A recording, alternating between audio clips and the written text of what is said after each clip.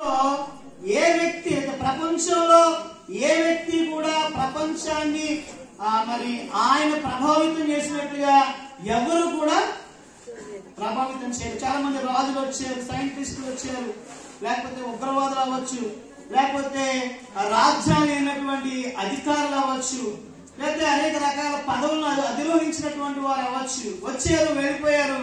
వాళ్ళు ఉన్నంతకాలం 2-3 సంవత్సరాలు, 4 సంవత్సరాలు, 5 సంవత్సరాలు, 10 సంవత్సరాలు వాళ్ళని జ్ఞాపకం చేసుకుంటాం. తర్వాత ఏమవుతాం, వాళ్ళని మర్చిపోతాం. కానీ యేసుక్రీస్తు ప్రభు వారు పుట్టి 2023 సంవత్సరాలు అయినా సరే ఇప్పటికీ ప్రపంచంలో ఉన్నటువంటి దేశాలన్నింటిలో కూడా, అన్నింటిలో అంటే ఉన్నటువంటి దేశాల్లో ఇంచుమించు అందరూ కూడా యేసు ప్రభు వారిని జ్ఞాపకం చేసుకుంటున్నారంటే ఒకసారి ఆయన గురించి ఏంటి విషయం అని మీరు కూడా గమనించాలి. ఒకసారి మిమ్మల్ని ఇందాక పాటలో మేము పాడాము, మిమ్మల్ని అతి వినయంగా బ్రతిమాలుకుంటున్నాం, వినయంతో చెప్తున్నాం. మిమ్మల్ని అధికారంతో చెప్పడంలా. బైబిల్లో మాట రాయబడింది, పురాతన మార్గముల్లో నిలిచింది చూడండి, మీకు మేలు కలిగించు మార్గం ఏదో తెలుసుకుని దానిలో ప్రవేశించడం చెప్తుంది. యేసు ప్రభువు చెప్ప, నేనే మార్గమును సత్యమును జీవమునై ఉన్నాను, నా ద్వారానే తప్ప ఎవరును తండ్రి యొద్దకు రాలేదని. యేసుక్రీస్తు ప్రభువుని నమ్ముకున్నటువంటి వ్యక్తుల జీవితాలు మార్పు చెందుతాయి. ఒక వ్యక్తి బైబిల్లో రాయబడిన మాట మనం చూస్తే, ఇందాక యోహాను సువార్త 4వ అధ్యాయం చదివినప్పుడు ఆమెకి 5 పెనిమిట్లు ఉన్నారంట. ఆ 5 పెనిమిట్లతోటి ఆమె తృప్తి చెందల. ఇంకా ఆమె తన జీవితంలో భయంకరమైన జీవితాన్ని జీవిస్తా ఉంది. అప్పుడు యేసు ప్రభు వారు అమ్మా అని పిలిచారు. ఆమె పిలవగానే ఆమె జీవితం ఒక్కసారిగా మారిపోయింది. మరి వెంటనే ఆమె జీవితాన్ని యేసు ప్రభు వారికి అప్పగించుకుని తన జీవితాన్ని అంతా కూడా, తన పాత జీవితాన్ని అంతా కూడా, తను జీవించినటువంటి పాత జీవితాన్ని అంటే భయంకరమైనటువంటి జీవితం అంతా కూడా విడిచిపెట్టి యేసు ప్రభు వారిని వెంబడించి. సౌలు అనే ఒక వ్యక్తి ఉన్నాడు, హింసకుడు, దోషకుడు, హానికరుడు. యేసు ప్రభు వారి మాట వింటే చంపేసేవాడు అనమాట. అలాంటి వ్యక్తిని దమస్కు మార్గంలో, అపోస్తలుల కార్యము 9వ అధ్యాయం మనం చూస్తాం. దమస్కు మార్గంలో యేసు ప్రభు వారు దర్శించి, సౌలా సౌలా నన్నేలా నీవు హింసించున్నావు అని ఒక మాట ఆయన వినబడగానే ఆయన యొక్క హృదయం వెంటనే మార్పు చెందాడు. ఇంకొక ఆయన ఉన్నాడు, మరి మార్క్స్ వార్త 5వ అధ్యాయంలో సేన అనే దేవుడు పట్టినవాడంట. అక్కడ చాలా అద్భుతంగా రాయబడింది బైబిల్లో, సంకీర్ణ చేతనైనను ఆయనను సాధు చేయలేకపోయారంట. ఒంటి మీద బట్టలు లేకుండా ఎక్కడ నివాసం చేసేవాడు? సమాధుల్లో నివాసం చేసేవాడంట. ఆయన ఎక్కడ చేసేవాడు? ఎవరు ఉంటారని చెప్పండి సమాధుల్లో? ఎంత లేకపోయినా పూరి గుడిసైనా కట్టుకుని దాంట్లో నివాసం చేస్తారు. కానీ సేన అనే దేవుడు పట్టిన వాడు ఎక్కడ నివసిస్తామనంటే సమాధుల్లో నివాసం చేస్తారంట. అప్పుడు యేసు ప్రభు అంటే అందరూ వదిలిపెట్టేశారు. ఇక వీడు మారడు, వీడి జీవితం ఇంతే, ఇది బ్రతుకు ఇంతే.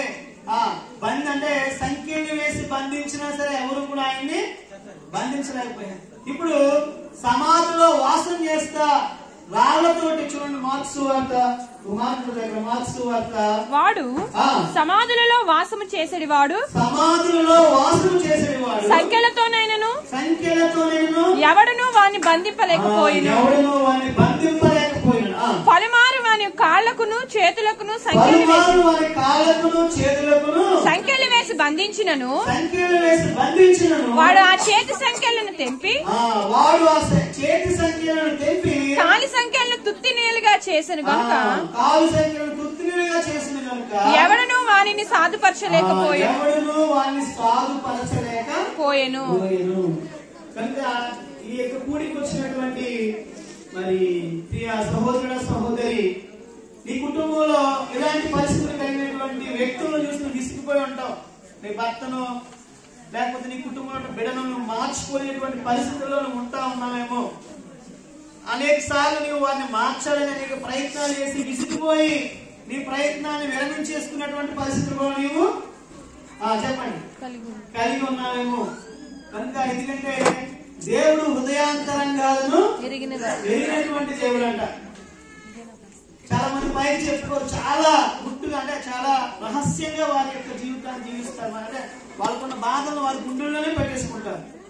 ఈ రోజున ఈ యొక్క కూడిక, ఈ యొక్క సువార్త కూడికలో మిమ్మల్ని అందరినీ ప్రేమపూర్వకంగా మీకు తెలియపరిచే మాట ఏంటంటే, ఇలాంటి పరిస్థితుల్లో ఉన్న వ్యక్తులు నీ జీవితంలో ఉండి వారిని మార్చాలి, వారిని సాగు చేయాలనే ప్రయత్నాలు చేసి ఉండొచ్చు.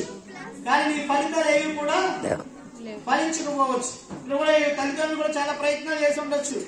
ఎవరు కూడా కన్నబిడ్డను వదిలిపెట్టరండి. కానీ ఈ వ్యక్తి ఏమవలేదు, సాధుపరచబడలేదు. ఇంకా చేసే పని ఏంటంటే తన్ను తాను గాయపరుచుకుంటూ తనకు ఎదురుగా వ్యక్తులను కూడా రాళ్ళతో గాయపరచు.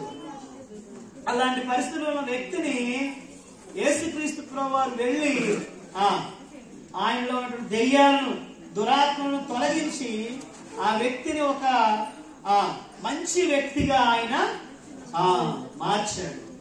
కాబట్టి యేసుక్రీస్తు ప్రభువారు మనుషులను మార్చేటువంటి దేవుడు. ఇది మతం కాదండి. దయతో మీరు ఎవరు కూడా, నేను చాలాసార్లు చెప్తున్నాను, మన సువార్త పుట్టుకలు కూడా చెప్పాను. ఆయన కూడా అందరూ ఒక చాలా అన్యులు, అంటే ఒక గ్రామంలో చేస్తా ఉన్నారు. మతాన్ని ప్రకటిస్తే ఎవరు కూడా యేసు ప్రభు వారి దగ్గరికి రావద్దామా అని చెప్పాను. మతం కాదు, ఇది మార్గం అన్నమాట. యేసుక్రీస్తు ప్రభు వారు ఇందాక బ్రదర్ చెప్తే వచ్చారు, యేసు ప్రభు వారి ప్రేమను తెలుసుకున్నప్పుడే ఎదుటి వారిని ప్రేమించడం అనేది నాకు అర్థమైంది అన్నాడు ఆయన. నేను కూడా అంతే, ఒకవేళ పరిచయం చేస్తున్నాను, నాకు కూడా పరిచయం రాకముందు నా సంసారం నాది, నా బిడ్డలను ఎలా పోషించుకోవాలి, వారిని ఎలా చదివించుకోవాలి, వారిని ఎలా చూసుకోవాలి, ఈ చేసే ఉండేది నాకు. అంటే ప్రతి వ్యక్తి కూడా ఏమంటాడు, స్వార్థంగా ఆలోచించుకుంటాడు. కానీ యేసు ప్రభు వారు నమ్ముకున్న తర్వాత వారి జీవితాలు మార్పు చెంది ఎదుటి వారి గురించినటువంటి బాధ వాళ్ళ కలుగుతుంది. వాళ్ళు ఎవరైనా కష్టాల్లో ఉంటే, ఇబ్బందికరమైన పరిస్థితుల్లో ఉంటే, వ్యాధుల్లో ఉంటే, బలహీనతల్లో ఉంటే, లేకపోతే వాళ్ళు ఏదైనా మరి అంటే ఆర్థిక పరంగా ఇబ్బందులతో బాధపడుతూ ఉంటే వాళ్ళకి సహాయం చేయాలని మనసు దేవుడు వాళ్ళకి కలిగిస్తున్నాడు. ఈ సేన అనే దేవుడు పట్టిన వాడిని కూడా ఎవ్వరు కూడా సాధు చేయలేక. ఇప్పుడు యేసుక్రీస్తు ప్రభు వారు వెళ్ళి రాయబడిన మాట మనం చూస్తాం, చూడండి. అక్కడ కొందరు పందుల ఎందుకనగా ఆయన అపవిత్రాత్మ ఈ మనుషుని విడిచిపోమని వారితో చెప్పాను.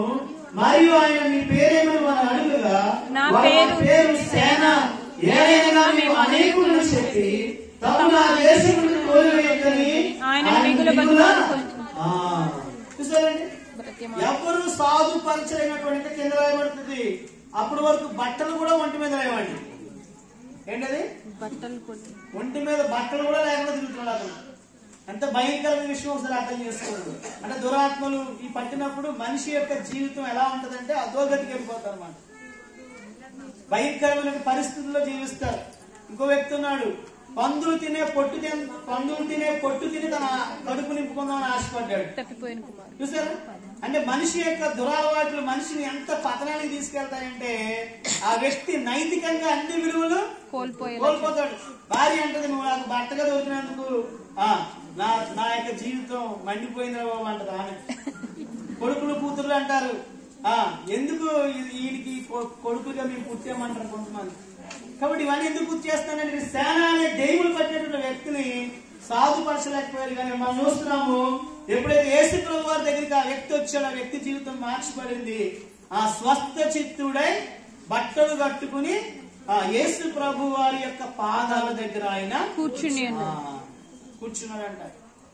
ఆ ఊళ్ళో వాళ్ళందరూ కూడా ఆశ్చర్యపోయారు, ఏంటి ఈయన ఇంత అలా మారిపోయాడు, ఇంతలా వీళ్ళ జీవితము మార్పు చెందింది. ఒకప్పుడు తన్ను తాను గాయపరుచుకున్నటువంటి వాడు, ఒకప్పుడు తన కుటుంబస్తులను గాయపరిచినటువంటి వాడు, ఆహారం లేక వస్త్రాలు లేక తను తాను గాయపరుచుకుంటా సమాధుల్లో నివాసం చేస్తున్నటువంటి వ్యక్తి మార్పు చెందాడా అని చాలా మంది ఆశ్చర్యపోయాడు. ఆయన వెళ్ళి 10 గ్రామాలకు, దెకపోలి అంటే 10 అనమాట, దెకపోలి అనే 10 గ్రామాలకు వెళ్ళి ఆయన సువార్తను ప్రకటిస్తా వచ్చాడు. అంటే ఎందుకు ఈ మాటలన్నీ మీకు గుర్తు చేస్తాను, వాక్యంలో చూపిస్తున్నానంటే నేను చెప్పే కట్టుకథలు కాదు. బైబిల్లో రాయబడింది, జీవవాక్యం గురించి మేము ఏది విన్నామో, ఏది చూసామో, ఏది తాకామో, ఏది అనుభవించామో దాని గురించి సాక్ష్యం చెప్తున్నాము. ఇంకా చెప్పబడిన మాట ఏంటంటే బైబిల్ అనేది కల్పనా కథలు కాదు, కట్టుకథలు కాదు, ఆ పరిశుద్ధాత్మ ప్రేరేపణ ద్వారా మనుషులు దేవుడి యొక్క పరిశుద్ధాత్మ ప్రేరేపించడం మనుషులు రాస్తూ వచ్చారంట. కాబట్టి వారి జీవితం అక్కడ మనం చూసినప్పుడు ఆ యొక్క సేన అనే దేవుడి పట్టిన వారి యొక్క జీవితం మార్పు చెందుతూ వచ్చింది. కనుక ఈ రోజున ఈ కూడికి వచ్చినటువంటి వారికి ఇది నీకు ఎప్పటికీ మర్చిపోలేనటువంటి దినముగా ఉండాలి అంటే యేసు ప్రభువుని ఆశ్రయిస్తే, బైబిల్లో రాయబడింది యేసుక్రీస్తు ప్రభువుకి అనేక పేర్లు ఉన్నాయి. అందులో ఒక పేరు మీకు గుర్తు చేస్తాను. యేసు ప్రభువు పుట్టినప్పుడు పెట్టిన పేర్లలో ఒక పేరు ఇమ్మాను. అంటే దాని అర్థం చెప్పండి, దేవుడు మనకి తోడైన. ఈ మాట ఒకవేళ ఇప్పుడు మీకు అవసరం ఉండకపోవచ్చు, నేను చెప్తున్న మాట మీకు అర్థమవుతుందా? ఇప్పుడున్న పరిస్థితుల్లో మీకు అవసరం ఉండకపోవచ్చు, కానీ ఏదో ఒక రోజున యేసు ప్రభువుతో మీకు అవసరం వస్తుంది. ఏదో ఒక రోజున యేసు ప్రభువుని నువ్వు స్మరించవలసిన పని వస్తుంది. అప్పుడైనా సరే ప్రభువా నీవు నాకు తోడుగా ఉన్నావంట కదా, నా పట్ల నీ కార్యం జరిగించు, నాకు సహాయం చేయి ప్రభువా అని అడిగితే అప్పుడు కూడా దేవునికి సహాయం చేస్తాడు. ఎందుకంటే ఆయన గొప్ప దేవుడు, ఆయన అద్భుతాలు ఆశ్చర్యమైన కార్యాలు జరిగించినటువంటి దేవుడు. చనిపోయి 4 దినాలు సమాధిలో ఉన్నటువంటి లాజర్ను కూడా బయటికి తీసుకొచ్చి, కాబట్టి యేసుక్రీస్తు ప్రభు వారు అందరికీ ప్రభు అని రాయబడి గుర్తు చేసిన మతం కాదు. దయచేసి మీరు ఎవరు కూడా మతం అనుకోండి, ఇది ఒక మార్గం. యేసు ప్రభు వారిని అనుకున్న ద్వారా మనం ఎలా జీవించాలి, తల్లిదండ్రులు బైబిల్లో రాయబడిన 10 ఆజ్ఞలు, నీ తల్లిని నీ తండ్రిని సన్మానించమని రాయబడింది. నీ పూర్ణ హృదయంతో, నీ పూర్ణ ఆత్మతో, నీ పూర్ణ బలంతో నీ దేవుని యెహోవాను సేవించాలని రాయబడుతూ వచ్చింది. మీరు అడగచ్చు, మేమందరం కూడా చాలా మంచి వాళ్ళమని అనొచ్చు, కానీ మానవుడు మంచివాడు అయితే పోలీస్ స్టేషన్స్ అవసరం లేదు, తర్వాత కోర్టులు అవసరం లేదు, ఏం అవసరం లేదు, మంచిగానే జీవించవచ్చు. కానీ మానవుడు మంచిగా మాత్రము జీవించలేడు. మానవుని యొక్క హృదయంలో ఉన్నటువంటి నైజం అన్నమాట. లోపల నుండి దురాలోచనలు, జాగ్రత్తములు, దొంగతనములు, వ్యభిచారములు, కృత్రిమములు, కామ వికారము, మత్సరము, అహంభావము, అవివేకము, ఈ చెడ్డవన్నీ హృదయం నుంచి వచ్చినాయి. ఆ దినాల్లో పరిచయులు, శాస్త్రులు ఉండేవారు యేసుప్రభు వారి కాలంలో. యేసుప్రభు వారు మార్క్స్ వార్త 7వ అధ్యాయం మనం చూసినప్పుడు వారి దగ్గరికి బోధిస్తూ వచ్చినప్పుడు యేసుప్రభు వారి బోధ అంతా కూడా చాలా డిఫరెంట్ గా ఉండేది అనమాట. ఎలా ఉండేది అంటే ఆయన బోధ, మీరందరూ ఆహారం తిన్నప్పుడు చేతులు కడుక్కుంటా ఉన్నారు, ఆ పాత్రలను శుభ్రం చేస్తా ఉన్నారు. చాలా మంది భోజనం చేస్తారు, చాలా శుచిగా భోజనం చేస్తూ ఉంటారు, చాలా శుభ్రంతో భోజనం చేస్తూ ఉంటారు. ఈ యొక్క శిష్యులు తమ చేతులు కడుక్కోకుండా భోజనం చేస్తున్న నెపాన్ని వాళ్ళు తీసుకొచ్చినప్పుడు యేసుప్రభు వారు చెప్పిన మాట ఏంటి అంటే, పై విషయాలు అయితే పైన కనిపించే వాటిని శుభ్రం చేసుకోవడం కాదు, హృదయాన్ని శుభ్రం చేసుకోవాలి అని తెలియపరచాలి. కాబట్టి మానవుని యొక్క జీవితం మార్పు చెందాలి అంటే నేను ఒకప్పుడు నేను కూడా మరి తాగినటువంటి వాళ్ళనే, మానిచ్చంద్రని కలిగినటువంటి తిన్నటువంటి వాళ్ళనే.